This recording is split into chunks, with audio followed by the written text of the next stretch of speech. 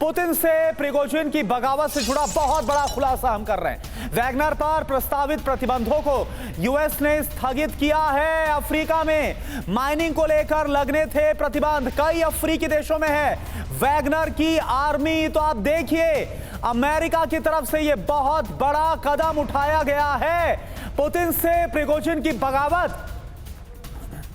और सवाल ये उठता है कि वैगनर पर जो प्रतिबंध, जो बैन प्रस्तावित था, उसको स्थगित करने का ये क्या तोहफा दिया गया है क्या पुतिन के खिलाफ बगावत करने का? जिस तरह से रोस्तोव पर, सबसे बड़े आर्मी हेडक्वार्टर पर कब्जा कर लिया गया। मैं ये श्रीवास्तव आपसे ही समझना चाहूंगा, क्या अब जो एक अंदेशा था पुतिन की तरफ से कि वेस्ट अमेरिका सब कुछ करवा रहा है, क्या वाकई में वो प्रूव होता हुआ नजर आ रहा है क्या इस खबर के साथ? हाँ बिल्कुल, इसमें कोई शक नहीं कि वेस्ट इसमें इन्वॉल्व था। अमेरिका चाहता था कि किसी तरीके से फूट पड़े, क्योंकि उनको पता था कि एक इम्पोर्टेंट कड़ी इस लड़ाई की अगर है वो प्रिगोजिन है, जो कि वैगनर ग्रुप के प्राइवेट आर्मी के कमांडर हैं, और वो इसके ऊपर काफ़ी काम कर रहे थे। क्योंकि ये समझना पड़ेगा हमें, अगर कोई जीत दिलाई थी रूस को, तो वो वैगनर ग्रुप ने, प्राइवेट आर्मी ने दिलाई, चाहे वो मारियापोल हो, चाहे वो सोलेडर हो या बखमुट हो। तो अमेरिकन आर्मी और स्पेशली जो CIA वो वर्क कर रही थी किसी प्रकार से ये फूट डलवाई जाए। और ये फूट जो डली है, इसके अंदर ये एक हाथ से ताली नहीं बजती। ये नहीं कह सकते प्रिगोजिन ने ही ये एक प्रकार से म्यूटनी की है। अगर आप डिफेंस मिनिस्टर का रोल देखें तो उन्होंने भी कहीं ना कहीं उन्हें बड़ी कमी रही, मेल तेल नहीं हुआ और उन्होंने वेपन नहीं दिए प्रिगोजिन को। इसके साथ साथ जब उन्होंने बखमुट को लिया, उसका श्रेय भी नहीं मिला एक प्रकार से प्राइवेट आर्मी को, जो वैगनर ग्रुप है। तो ये सच्चाई है, ये पुतिन को भी रियलाइज हुआ है। पुतिन चाहते हैं कि इस प्राइवेट आर्मी का इस्तेमाल किया जाए लड़ाई में। लड़ाई एक अहम रोल पे पहुंची हुई है, यूक्रेन ने काउंटर ऑफेंसिव स्टार्ट किया हुआ है। ऐसे में वो इस वैगनर प्राइवेट आर्मी का इस्तेमाल करना चाहेंगे। और मुझे लगता है ये बड़ी अच्छा एनालिसिस है कि जो अभी प्रिगोजिन को टाइम बीइंग के लिए बेलारूस में भेजा गया है, इधर डिफेंस मिनिस्ट्री के जो ओहदेदारों को चेंज करके इसको दोबारा लाएंगे, क्योंकि इनको ये लड़ाई बहुत जरूरी है पुतिन के लिए। जो श्रीवास्तव आप समझा रहे हैं, अब इसको और ज्यादा तफसील के साथ हम बताने की कोशिश करते हैं ग्राफिक्स के जरिए कि आखिर ये तोहफा, ये जो सैंक्शन लगने वाला था, आखिर इसको स्थगित क्यों किया गया अमेरिका की तरफ से और इसके मायने क्या हैं, ये हम ग्राफिक्स के जरिए आपको समझाते हैं। तो वैगनर पर इतनी बड़ी मेहरबानी कैसे, वो भी किसकी? प्राइवेट आर्मी, रूस के प्राइवेट आर्मी, पुतिन की प्राइवेट आर्मी। वैगनर पर फिलहाल कोई प्रतिबंध नहीं लगाएगा अमेरिका, ये एक बहुत बड़ी खबर है। अब देखिए क्या होने वाला था। अफ्रीकी देशों में गोल्ड माइनिंग को लेकर लगने थे प्रतिबंध। गोल्ड माइनिंग की कमाई से युद्ध में रूस की मदद का आरोप है। बगावत एपिसोड के बीच प्रतिबंध टालने का फैसला कर लिया गया है। अफ्रीकी देश लीबिया, माली और सूडान में वैगनर आर्मी की तैनाती है।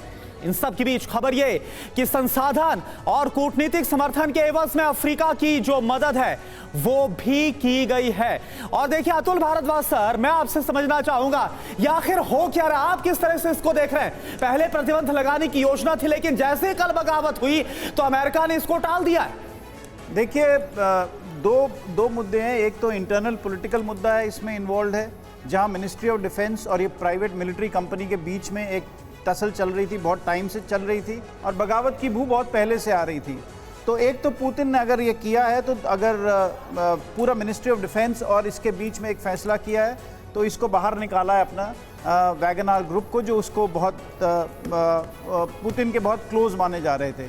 एक्सटर्नली देखें, अगर एक्सटर्नल लेवल पे देखें, तो अभी अफ्रीकन कंट्रीज़ के लीडर्स जो थे वो अभी पुतिन को मिलने के लिए मॉस्को आए थे जी।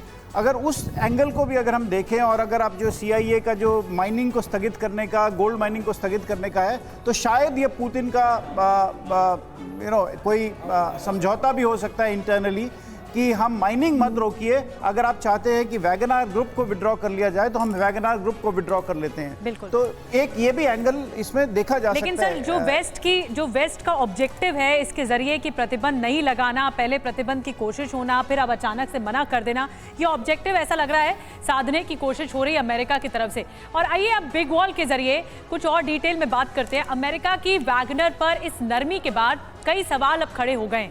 अब सवाल क्या है, इस पर गौर करते हैं।